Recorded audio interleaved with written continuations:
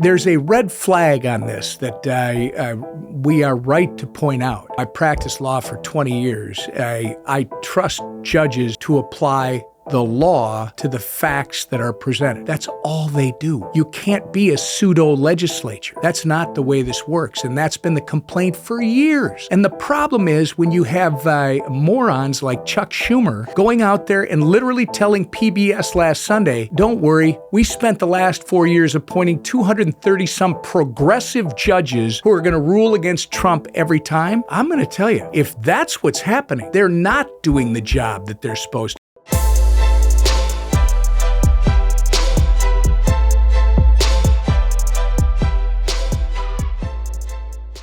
Thank you so much for tuning into the Signal Sitdown, but before we get to the interview, we'd love it if you'd hit that like and subscribe button on YouTube, Spotify, or wherever you may be joining us. And please remember to give us a 5-star review because we love your feedback. Remember, it's your government, and together we'll expose how it really works and how to affect real change. Without further ado, here's the interview. Congressman Emmer, welcome to the Signal Sitdown. Great to be here. And really appreciate you coming on. Of course, you have an incredibly busy schedule as the House Whip with budget negotiations and all sorts of stuff that you guys are up to. But I think for the people back at home, people in leadership, especially in the House, have additional responsibilities. You are not only a representative from Minnesota, you are also trying to manage the conference, help manage the conference. How do you wear both of those hats? What are the kind of tensions? How do you find balance? Well, it's all the same. And by the way, thanks for having me. It's great to be in the building again.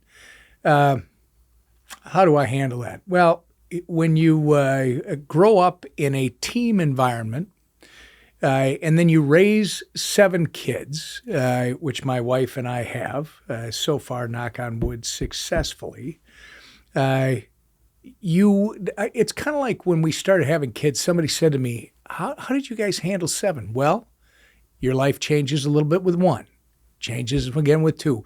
By the time you get to 5 or 6, it just feels normal. And it's the same thing here. How do I handle my district? Customer service.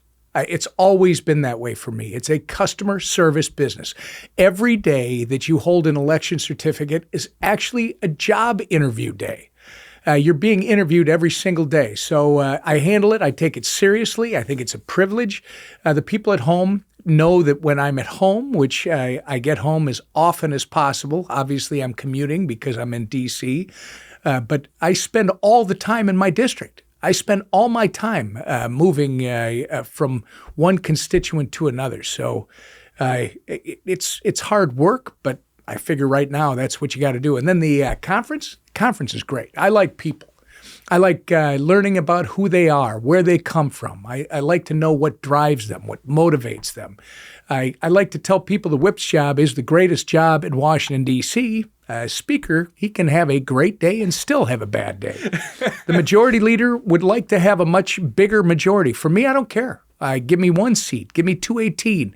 As long as we have the majority, we can get it done. And as I've said, it's the best coaching job I've ever been given the privilege of doing. So just get to know people, respect everybody, and it's the same customer service attitude that I have at home that we have for every member. And we'll get into member management in a second, but first I want to go back to the November elections. It was not clear that Republicans were going to have a trifecta going in. The mandate that Republicans received, as you saw it coming in, you know, you've been whipped since 2023. You're seeing this red wave materialize. What were your thoughts? Yeah, I didn't see that. Totally different. Remember, I ran the campaign operation for the 2 cycles where we added seats and ultimately took back the majority. And I'd been saying for 2 years we were going to have the trifecta. Donald Trump, he won the election, 77 million votes. The country spoke loud and clear. The House, we could have picked up a couple more seats, but I think the key here is that we got 74.8 million total for House members that got elected. If you think about it, there's 2.2 roughly million Trump voters. They're not Democrats. They're not Republicans. They're Trump voters. That pulled us over the line. That pulled the Senate over the line. Guess what? If we perform, and I should change that, when we perform, which is making sure that southern border is sealed and taken care of once and for all, and the bad news bears are being sent packing, which I love what Donald Trump's been doing and Tom Homan. When you make sure that your economy is going to explode once you make the Trump tax cuts permanent, and then peace and stability around the globe, we're going to defy the odds in the midterms and keep the majority. I visited your office last week, and one of my favorite things is you guys have a bowl of Tom Emmer hockey pucks. I loved that. There was another coach from Minnesota, that played a pretty big role in this election, Governor Tim Walz. Yeah, he's not much of a coach. Tim Walz is one of the most incompetent executives my state has ever seen. It was probably the singular greatest mistake they made was putting him on the ticket. I hope Tim continues to run for office as a Democrat because he's an embarrassment to our state.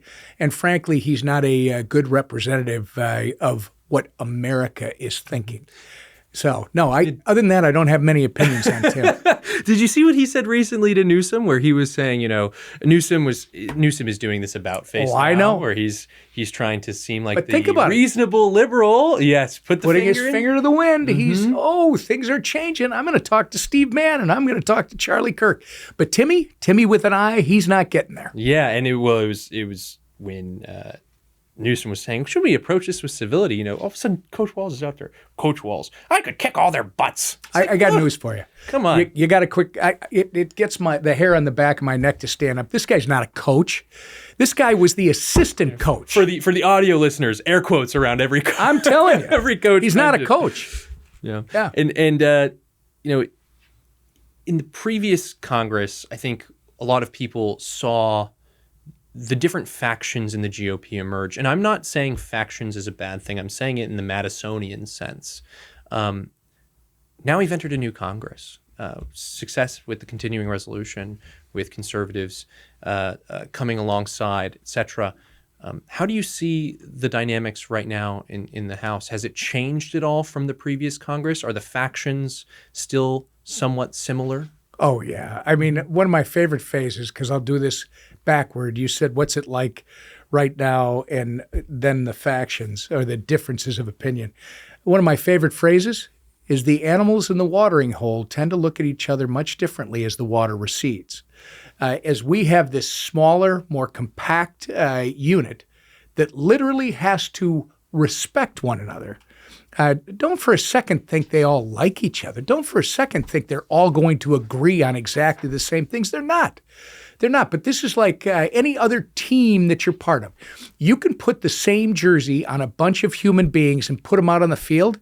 That is not a team.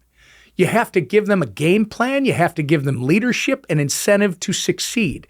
They're going to run into each other. Some of it's not going to be pleasant, but you know what?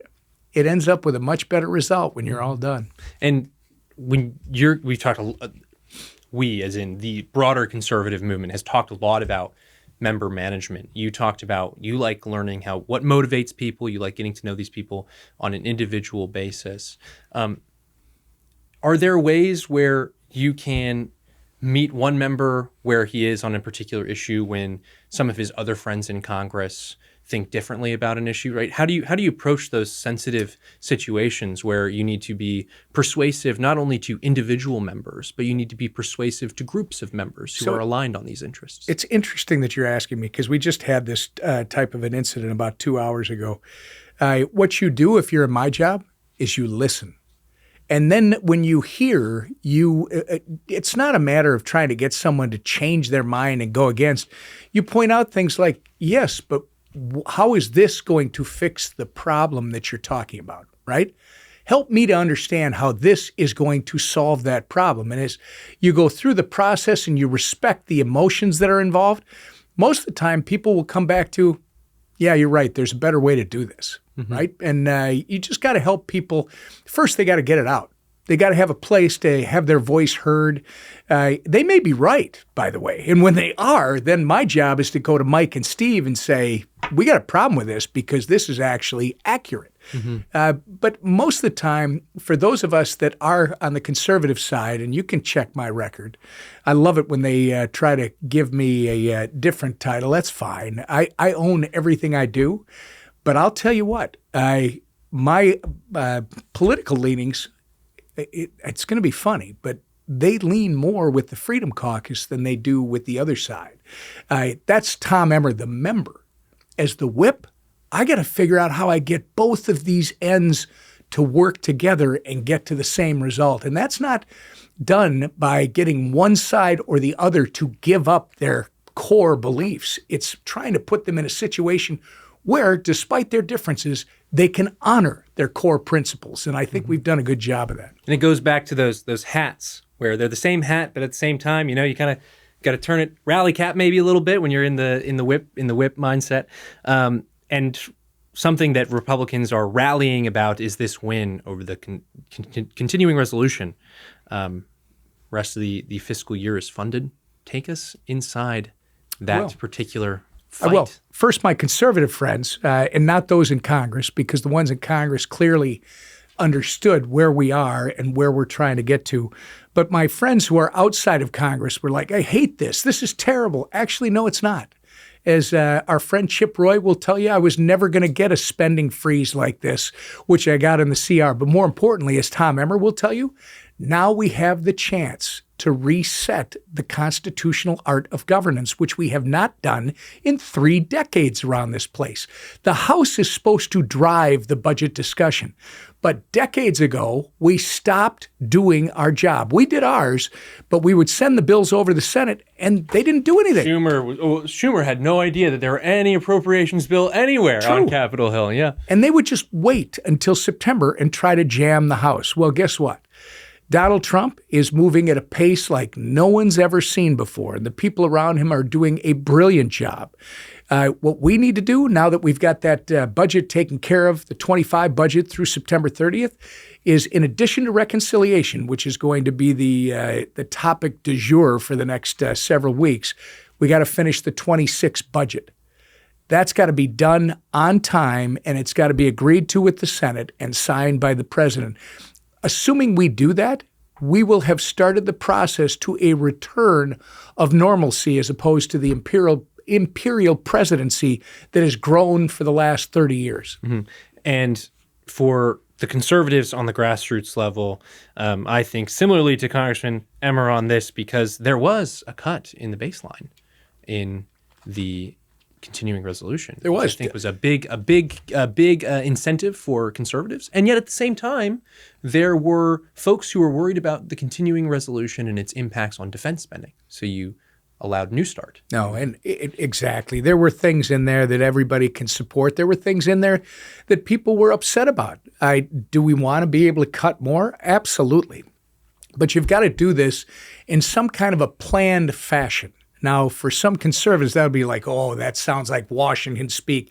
You're not going to do it. No, I'm not saying that. Every decision that we make has political consequences. So if your goal is to right-size government, which in this case means you're going to downsize government, as Donald Trump is doing at a breakneck pace, well, then you've got to have a plan so that you can have something to sell in 19 months, 18 months, whenever the next election is, because you don't want just 2 years. You want 4 so you can finish the job. And it's interesting to see how different the House's approach has been with this continuing resolution.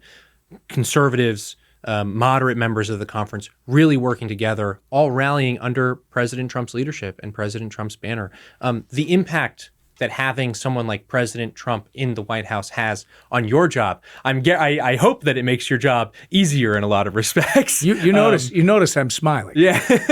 So what type of impact does it have when the executive is acting as vigorously as Trump is in these types of negotiations? I know that many conversations were had at the White House about this continuing resolution. Yeah, no, but it's Donald Trump. He may not like me saying it, but I'm going to say he's one of the most accessible presidents I think we've ever had. He will talk to any one of our members at any time. He takes a ton of time. He's patient. He listens to them, and he's actually incredibly helpful. We're lucky because everybody recognizes Donald Trump won the election, and he is the leader of our party. And there's a reason why he's here. The good Lord has spared him and put him in this position so that we can fix the greatest republic the world has ever seen so it exists for generations to come. And I love his approach. And yes, it's true. I love having him there just in case there's a problem. Yeah, and of course, the other win that was racked up recently was the passage of the budget resolution. This is the start of the budget reconciliation process. That is the Trump agenda's best shot at getting enacted into law, put into law. A friend of mine who is more expert in budget than I said, yeah, the budget resolution, you can think of it as securing the car loan. But budget reconciliation, that's when you go to the lot and pick the car out. This blueprint now needs to be negotiated with the Senate. I know you guys just got back into Washington, D.C. yesterday. We're recording this on Tuesday.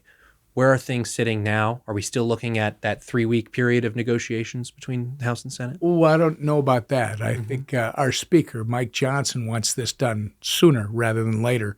He's got a very aggressive timeline that I agree with and I fully support.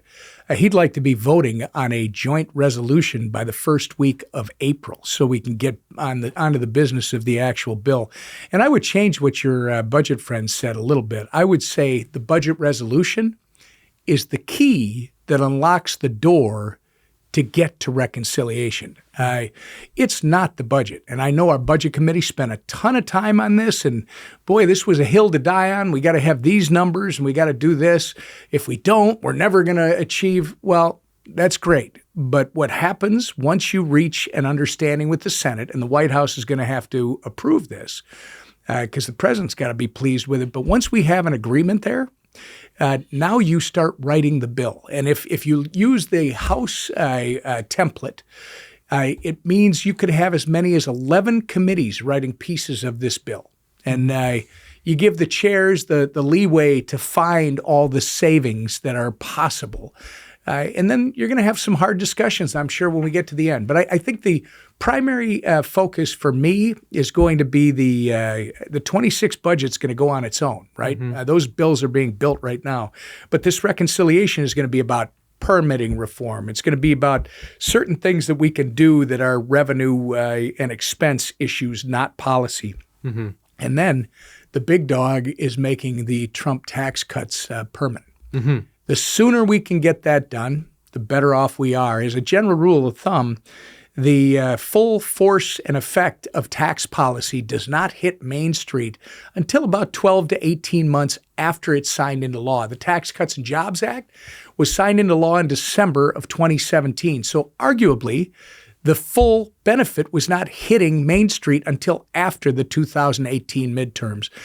We need to get the reconciliation bill and, more importantly, the Trump tax cuts made permanent done sooner rather than later. And 2019, business was a booming. If folks can remember the pre-COVID times, things were pretty good in this country. The House framework in particular, the budget resolution creates, this was the big fight, right? It creates a relationship between tax cuts and spending cuts. Right now, it's not limited to this, but the ratio is $4.5 trillion in tax cuts versus $2 trillion in spending cuts. Why did the House, in its budget resolution strategy, go forward with a relationship between these spending cuts and these tax cuts? Well, first off, I wouldn't say it's a $4.5 trillion tax cut. Remember, you're not changing anything. This has been the law since 2017. The question is whether you're going to have a $4.5 trillion tax increase on all Americans. Why did this go this way? Because there's a difference of opinion. And we'll find out more from the parliamentarian, but the Senate and I would say the majority of our members all agree that continuation of current policy baseline, not changing anything, doesn't generate a cost. Okay, so this is the big debate as we speak right now. It is. There is the current policy baseline and the current law baseline. Will you explain that for our viewers? Again, so it's continuing the Tax Cuts and Jobs Act that was signed into law in 2017. The argument is there's no cost for that. Now, if you were to put in no taxes on tips, no taxes on overtime, no taxes on Social Security, there would be a cost to that you would have to figure out how to pay for in the bill. There's another group in our conference. Many of them are on the Budget Committee, and I got to respect this as the whip. They take the position that it doesn't matter what you call it. This is going to blow or add to the deficit, the debt by it's going to add to the deficit by $4.5 trillion. Again, we'll know more when the parliamentarian signals whether this current policy baseline argument has merit. It's not going to be the final decision. But if the parliamentarian, as I understand it, signals that it's more credible than not, then the Senate and the House will have to advance based on the fact that you don't have to pay for tax cuts. But for your listeners and your viewers, the issue here is going to be, I still have that division in our conference. Mm-hmm. So I think the only way you're going to be able to address it is probably through a large rescissions package, because obviously these people are very valid in their concerns. We got to deal with our ongoing deficit, but our budget deficit, and we got to have a plan to pay off our debt. So if you do this and you don't agree with the current policy baseline, and granted, it's probably 15% of our conference that is in that spot, but they would need to see, I believe, the rescissions that put into law all the savings and cuts that Elon and Doge have found. Mm-hmm. And we're talking about rescissions packages that usually come at the end of the fiscal year. Correct? Yeah, I wouldn't take it then. I'd do it with the reconciliation bill. Mm-hmm. But that's not my call. That'll be the speakers. I'm just saying, as I'm thinking ahead, mm-hmm. and haven't discussed this with the speaker yet, well, but I will. I think you got to give these the guys who call themselves the ultra fiscal hawks, they have this very sincere understanding of our dire situation. So you're going to have to give them something to support the reconciliation bill if it in fact has permanency. And the rescissions package, that is a product oftentimes in coordination with the executive branch, specifically the Office of Management and Budget. Yeah, it absolutely. Russ Vogt. Yeah, he's the best. Our friend Dan Bishop, he's in there too. So this doesn't need to come at the end of the fiscal year. You're saying that it could be used as a pay for, or yeah. My suggestion, well, it's not really a pay for. No. This is kind of like saying you're going to have all kinds of increased revenue based on tariffs. Well, you can't include that in the score of the bill that you're doing. I'm just saying, if the bill does end up being approved by the Senate parliamentarian, the current policy baseline does not generate a cost, we're still going to have members who disagree with even the parliamentarian. So in order to solve their concerns, they got to see that we're actually cutting this budget significantly. And I think the rescissions package, at one point, I think Elon thought he was going to find as much as $1 trillion by September. Mm-hmm. Okay, wherever he is when we get to this in May, let's put it into law then, what we've already done, and it'll show our members that we mean business. Mm-hmm. So we've broken it out into two different scenarios where the parliamentarian rules in favor of a current policy baseline or rules against it, and therefore you're working with the current law baseline. You got to pay it. If they rule against it, then you're going to have to pay. You're going to have to find the $4.5 trillion. You need to find the $4.5 trillion in tax cuts, plus and then that's related to the $2 trillion in spending cuts. Exactly. So that is a pretty deep cut if you don't get that ruling favorably for the parliamentarian. Do you think that there's an appetite? I mean, I think there's an appetite in the House, but you have to go to the Senate with this type of stuff. Do you think there's an appetite for Senate to cut that deep? Well, we're going to see. I mean, remember, they have different political dynamics in the Senate. In the House, we have 435 pieces of geography that all have unique demographics. Our incumbents are representing that set of demographics, and they play to that group of people.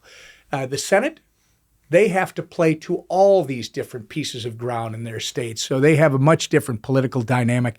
We'll see what they want to do, but I don't know that it's as onerous as people claim.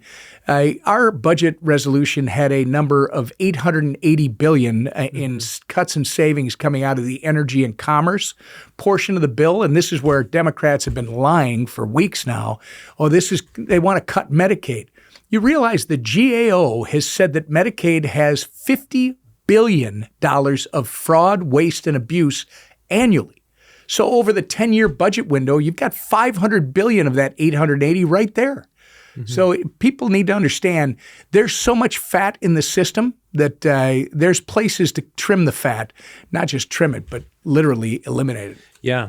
And let's say you're able to find a lot of cuts, but you can't fully get to $2 trillion. This is a hypothetical situation. Does that put the conference in a position where you can't make the tax cuts permanent? Are there concerns about the permanence of these tax cuts? And if so, how do you guys think about prioritizing certain parts of the TCJA versus other parts, right? There's QBID, there's the marginal tax rate decrease, there's all that type of stuff, child tax credit, working families tax credit. How do you go about prioritizing those as you talk to your members? Keep in mind, this is the big question for the parliamentarian, because if the parliamentarian rules the current policy baseline is not a good argument and you're going to have to pay for it, the $4.5 trillion literally is going to have to, it's not permanency, right? The $4.5 trillion buys you at most 10 years. And the way the budget resolution is drafted, it could be anywhere from 5 to 9 years, depending on the savings and cuts that you're able to find. It's kind of, it will move based on that number that you find in terms of the savings that you're trying to get. So the House side already doesn't anticipate permanency. The Senate has drawn a red line that these tax cuts are going to be permanent. So we'll see where that argument falls, but a lot of it's going to rest with the parliamentarian to start over in the Senate. Yeah. A large menu of policy options on the buffet table. And another place where you guys have a large number of policy options are bringing these activist judges to heel. We have potentially articles of impeachment. We have legislation from Representative Darrell Issa. We have hearings that are coming soon, according to Representative Jim Jordan. First off, these activist judges, how do you think about these people when they're ruling against the Trump administration in contradictory ways, 132 different lawsuits? I mean, how does Congress look at this? Because I think in the judiciary's mind, they're sitting there saying, we have the sole authority to interpret the Constitution. Well, the executive in his enforcement of the laws is constantly interpreting the Constitution. Many executives have had their qualms with Supreme Courts and their rulings before. And of course, if you are going to be a congressman who makes laws, you too have to be actively interpreting the Constitution to make sure that your laws, that the laws that you bring to the floor are in accord with what the American people bargained for some 250 years ago now. So, these activist judges, what do you think of them? Well, first off, just because you disagree with what a judge does, that doesn't rise to an impeachable offense. But with that caveat, you may be surprised to know that more universal injunctions were issued by federal district court judges in the month of February than were issued in the first 3 years of the Biden administration. So there's a red flag on this that we are right to point out. I practiced law for 20 years. I trust judges to apply the law to the facts that are presented. That's all they do. You can't be a pseudo legislature. That's not the way this works, and that's been the complaint for years. And the problem is when you have morons like Chuck Schumer going out there and literally telling PBS last Sunday, don't worry, we spent the last 4 years appointing 230-some progressive judges who are going to rule against Trump every time. I'm going to tell you, if that's what's happening, they're not doing the job that they're supposed to. But I'm really happy that Jim Jordan is going to follow through on this. He's the right guy. Judiciary is going to have some hearings. We'll see if they're actually going to bring judges in. I'm sure you'd run into a fight between different branches of government on the separation of powers type stuff. But we still need to expose the reality of what's going on. If there is a problem, we need to know about it, and so do the American people. I just say there's where there's smoke, there's sometimes fire. And just because this judge that ruled on the El Salvador, the gang members going to El Salvador, I mean, read the decision. He didn't say that the administration couldn't use the Aliens Act that they're using. He said procedurally they may not have met the requirements for that. So that's completely different than saying, no, you can't do this. And it's probably within a judge's purview, but it doesn't change how we all feel. It just feels like this is happening more often than not, and we better do the investigation. Well, and if he does do the investigation, I mean, if judges are impeachable officers of the United States government, then it would make sense that they could be called into a hearing. And I had a colleague, George Caldwell, at the Speaker's press conference today, and as it was wrapping up, George yelled, "Will the judges testify?" And Speaker Johnson said, "We'll see." If Jim Jordan subpoenas these judges and they refuse to appear, are there going to be calls for contempt of Congress? Yeah, I mean, I'm not going to tell you what Mike Johnson may or may not do. That's his call. I'm the whip. My job is to execute when he makes that call. But on this one, I'd be surprised if that's the direction it goes, as opposed to allowing it to go through the legal process, because the right process is the one that's being followed right now. Right? You don't like the ruling you got because you think it's not based in law or fact or both, you appeal it. And I believe that decision, the one that got everybody all fired up last week, was appealed today, and we should hear the result in the next week or two. And by the way, there's always the Supreme Court. So I think that's where it will go, but it's not healthy for the judiciary to be viewed as a partisan operation. Justice in this country is supposed to be blind. Yeah, and there's a legislative remedy too that's on the table. Representative Ice's bill. Oh, are you all right? A Representative Ice's bill called No Rogue Rulings Act. Your impressions of that piece of legislation? Great bill. A legislative remedy to this? It's a great bill. I mean, Darrell Ice's bill essentially says that a district court judge in Washington, D.C. can't issue an injunction that stops somebody in Montana from doing something.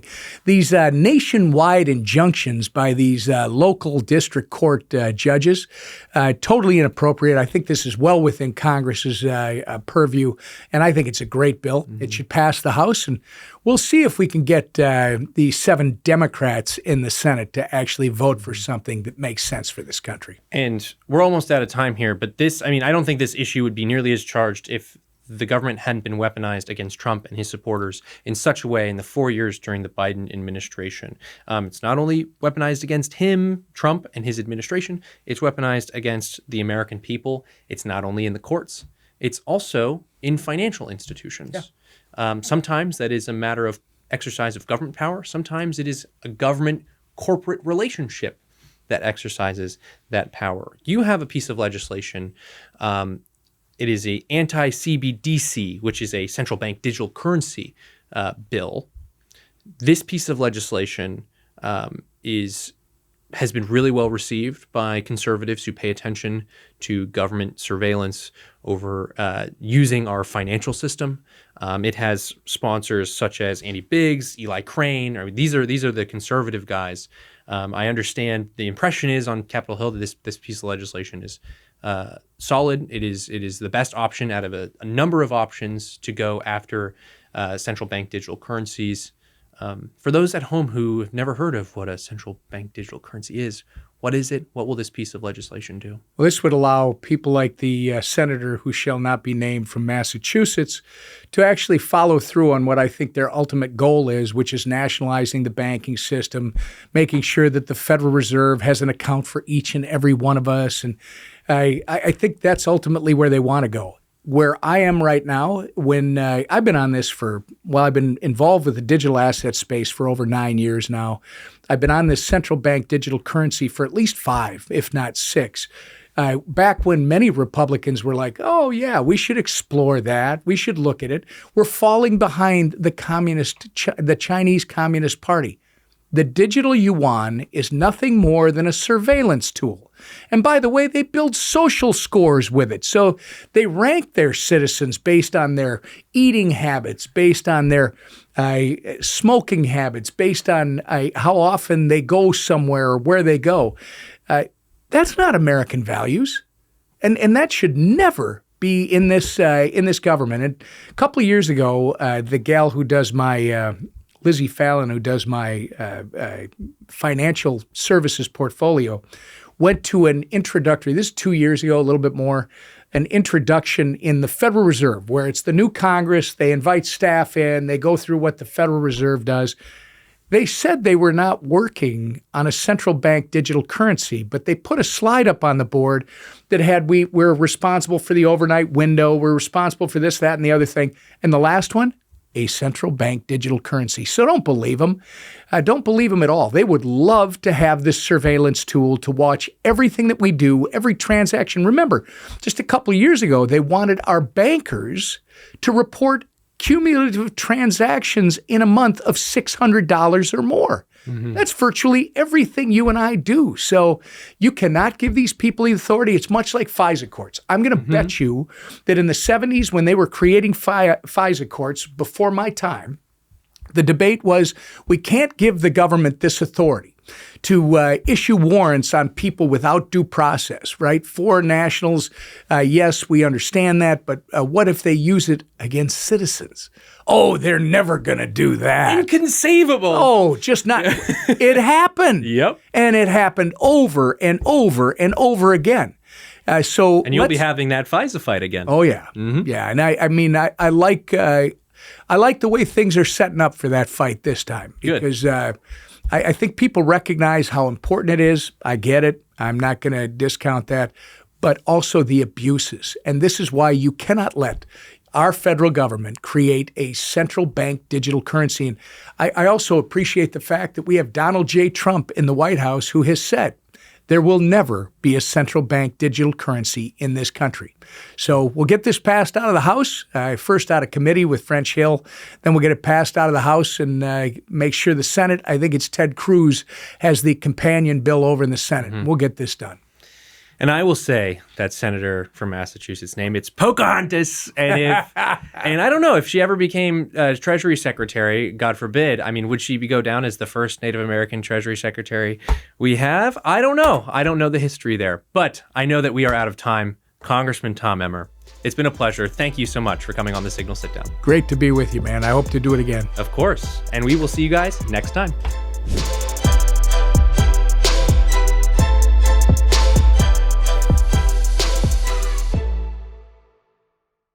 Thank you so much for tuning into the Signal Sit-Down. Before you go, be sure to hit like and subscribe on YouTube, Spotify, or wherever you may be joining us. And please remember to give us a 5-star review. We not only love your feedback, but it really does help the show. Remember, it's your government, and together we'll expose how it really works. See you next time.